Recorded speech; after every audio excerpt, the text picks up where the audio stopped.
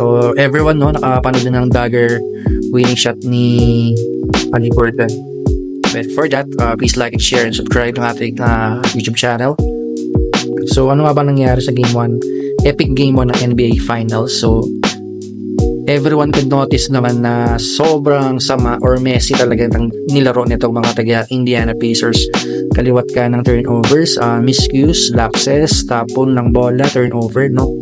So hindi nila talaga magawa yung kanilang dapat gawin sa plays. Siguro na sobrang intimidate sila sa crowd ng OKC Thunder. Yan. So 9-point lead sa first quarter. And then napakaganda talaga ng depensa rin ng OKC Thunder. So maasahan sila dyan. So ayan no. And then sabahan mo pa ng mga hindi magagandang tira. And then ayun na nga. Kaliwat ka ng supalpal, agaw para sa mga taga OKC. So I think no. Ang nakikita ko dito no. Kaya nakahabol dito ng tuluyan ang Indiana Pacers kasi hindi maganda yung nilaro ni Chet Holmgren tsaka ni Jalen Williams kasi sila yung inaasahang big 3 dito ng OKC So ang talagang kumpleto lang ng winning column or ng scoring column ng OKC ay si Gilgeous-Alexander lang with 38 points. So the rest of the team talaga sobrang mababa yung output. And ito mapapansin nyo dito, no, kulang na kulang dito yung conversion ng mga taga OKC Thunder in terms of points of turnover. Ayan. So, ang dami nilang agaw pero hindi nila nako-convert into points yung kanilang mga agaw. So, ito sa sequence na to, ang dami ng ganitong scenario pero hindi nila nako-convert. Hindi pumapasok yung kanilang tira. So, that means maganda yung dinidepensa ng Indiana Pacers. So, makita nyo naman 12 points lang yung lamang sa first half.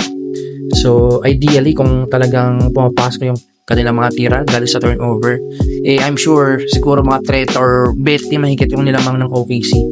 Kaya nagkaroon ng magandang comeback dito ang Indiana Pacers kasi hindi ganun kalaki yung lamang So alam nilang manageable yung ganitong lamang.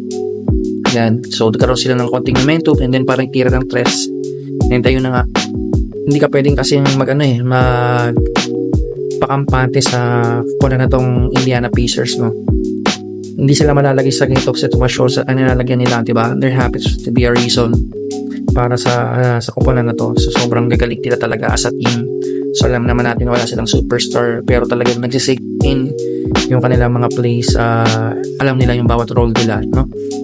And then everybody step up talaga kapag hinihingi ng pagkakataon, no? Depende sa situation. Pero ayun na nga, ayan makikita natin yung supalpal dito ng Indiana, no? So talaga yung resilience nila sa team, individually tsaka sa team, so sobrang solid. Sasalpakan na lang talaga sinabayan pa, no? Ayan, so mga ilalim na drop pass. So ayan, so alam nila kung saan nila tatargetin yung points, no? Ayan, so kapag medyo na-check sa ilalim, kick out mas naman sa labas.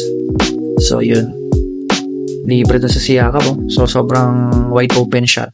So nagkaroon ng ito yung pinaka notable na 15-point lead sa ginawa dito ni Jalen Williams. Pero after that talagang yung Indiana Pacers, no, hindi na sila mapigilan. Kaliwat kanan na yung pukol nila dito. Talagang alam nila yung sense of urgency na naghahabol sila. So yun, so ang aking prediction dito mga idol, so obvious to para sa OKC yung nakita nila ditong lapses or mali. So habang pinapanood ko tong replay na to, ito talaga yung clip ng mga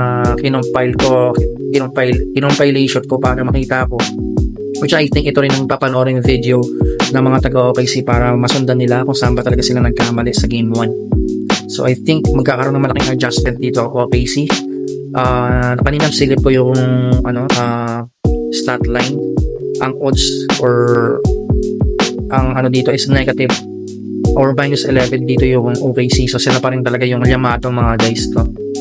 And plus sa stake naman plus 170 ang sa money line itong Pacers. So ganun kalaki ang pa rin ng talaga dito ng OKC, no? Sila pa rin naman nanalo sa game 2. Tingin ko lang dito magkakaroon ng konting kung hindi na mako-correct, no, kung sakaling kasi may momentum pa rin dito yung Indiana Pacers Alam naman natin sa ginawa nilang steal sa laban, medyo pressure dito yung OKC, no? So mentally talagang nasa tawag dito momentum itong mga taga Indiana Pacers. Pero kung magagawa ng OKC na coaching staff, yung kanilang mga game plan, I think hindi malayong makabawi sila sa game 2 and masolusyonan nila yung kanilang mga lapses in terms of depensa lalo na, and then yung makabawi ng scoring points sila Chet Holmgren at si Jalen Williams para magkaroon ng katulong si Shai Gilgeous-Alexander, hindi lang siya yung gumagawa for OKC. So ito yung mga the best part ng laban po. Ang ganda ng depensa, Nembhard 1-on-1 coverage sa superstar ng OKC MVP pero hindi pumasok ang tira, no? Honest defense, at dito naman wala silang nagawa, talagang Haliburton yan eh. Kumbaga na built in na siya for this moment. Di lang ito yung unang beses na ginawa niya for this playoffs, diba, dito sa postseason. So lahat ng mga dagger kang ginawa ni Haliburton, dinurog yan magmula sa first round, second round, hanggang up to this stage, no? Lahat dinurog niya, yung New York Knicks, Milwaukee, tsaka yung Cavs. So lahat yan mga mabibigat na team yung tinumba nila. So hindi biro tong Indiana Pacers.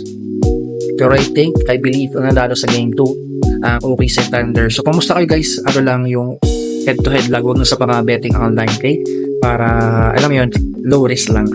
So ayun, OKC sa game 2 mga lods. Thank you so much.